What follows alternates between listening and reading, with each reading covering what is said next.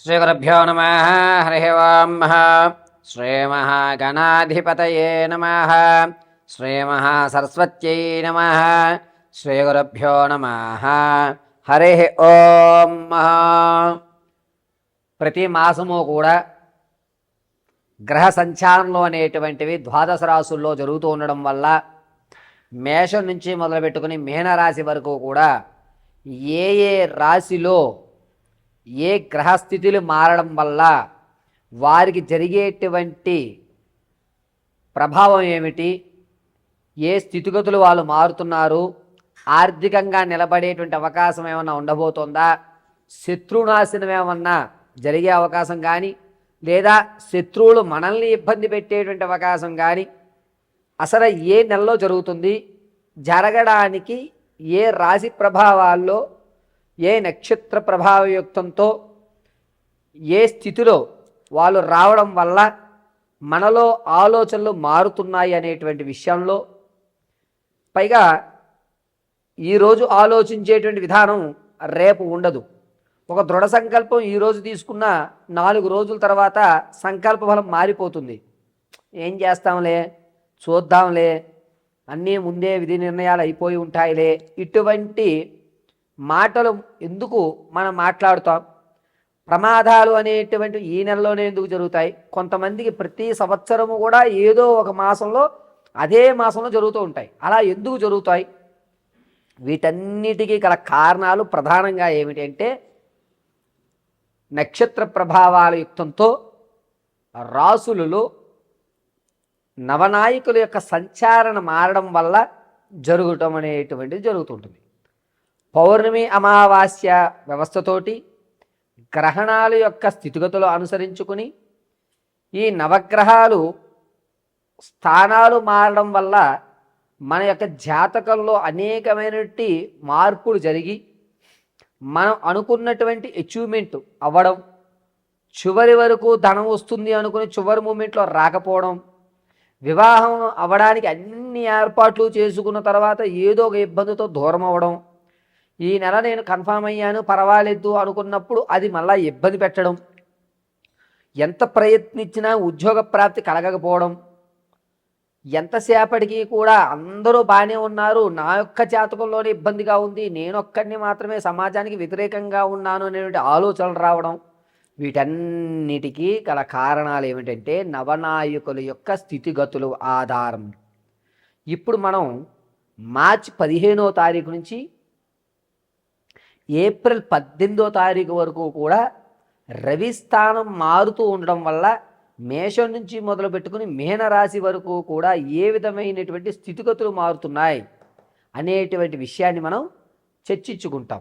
ఏ విధంగా వీరు ఆర్థికంగా కానీ లేదా వీరి ఆలోచన విధానంలో ఏమైనా మార్చుకోవాలా, ఈ నెల నుంచి వచ్చేటువంటి నెల వరకు కూడా వీరి యొక్క ఆలోచన యుక్తం మారడానికి ఏ విధమైన రెమెడీస్ చేసుకోవాలి, అదేవిధంగా కోర్టు సంబంధితం కానీ భార్యాభర్తల మధ్య చికాకులు కానీ లేకపోతే విద్యలో ఉన్నతమైన స్థితిగతులు పొందడం కానీ మీరు అనుకున్నటువంటి రంగంలో అనుకున్న విధంగా మీ యొక్క విజయకేతనం ఎగరవేయడానికి అనుకూల వాతావరణాలు ఎప్పుడు కలుగుతాయి, వీటన్నిటినీ మనం చాలా క్షుప్తంగా చాలా ఈజీగా మనం ఈ వీడియోస్ నుంచి తెలుసుకుంటాం. ఎక్కడి నుంచి? మేషం నుంచి మొదలు పెట్టుకుని మీనరాశి వరకు కూడా రవి సంచరించడం వల్ల జరిగేటువంటి స్థితిగతులు.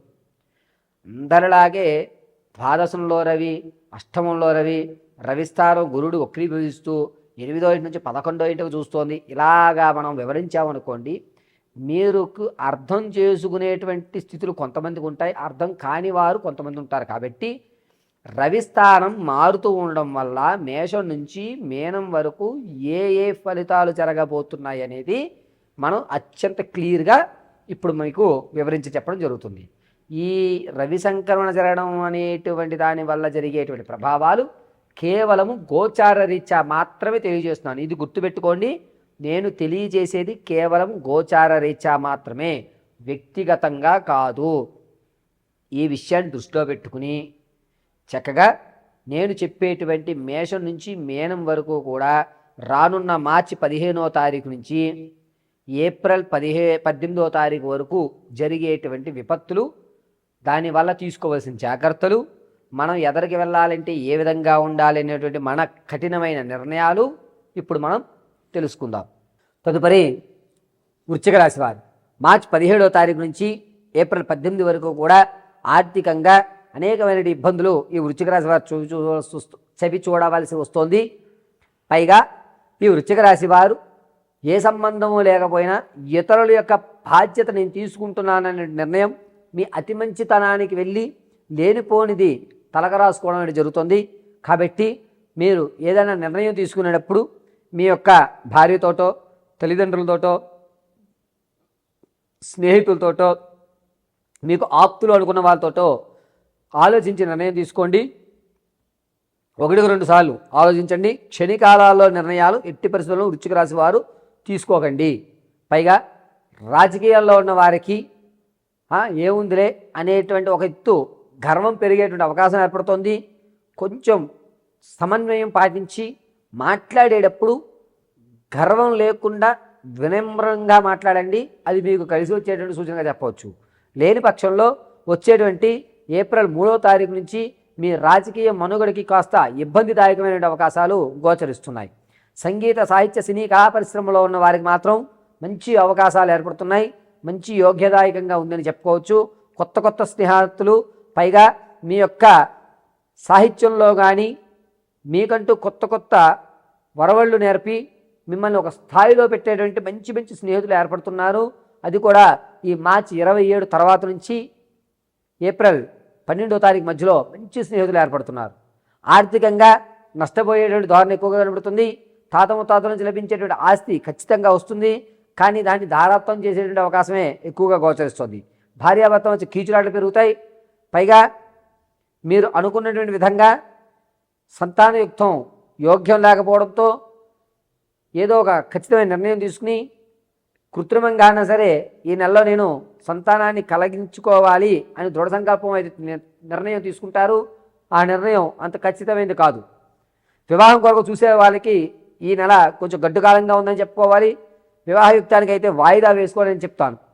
ఆరోగ్యం విషయంలో వృశ్చిక రాశి వారు కొంచెం జాగ్రత్తగా ఉండాలండి. కిడ్నీకి సంబంధించిన వ్యాధులు ఏర్పడేటట్టుగా ఉన్నాయి.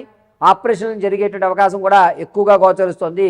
మార్చి 23వ తారీఖు నుంచి ఏప్రిల్ 9వ తారీఖు మధ్యలో కూడా కొంచెం ఆరోగ్యం విషయంలో చాలా జాగ్రత్తగా ఉండడం మంచిది. ఈ వృశ్చిక రాశి వారు నిరుద్యోగులకి ఉద్యోగ ప్రాప్తి కలిగేటువంటి అవకాశం 89% కనబడుతుంది. ఒకవేళ ఉద్యోగం కన్ఫామ్ అయినా ఒక్క నెల ఓపిక పెట్టండి. ఎందుకంటే మళ్ళా మిమ్మల్ని తొలగించేటువంటి అవకాశాలు ఎక్కువగా గోచరిస్తున్నాయి. ఈ వృశ్చిక రాశి వారు మార్చి 17వ తారీఖు నుంచి ఏప్రిల్ 18 వరకు కూడా ప్రతిరోజు కూడా కనకదార స్తోత్రాన్ని వినడం కానీ లేదా నారాయణ యొక్క గోవిందనామ స్మరణలు వినడం కానీ అత్యంత శుభశీఘ్రంగా ఉంటుంది.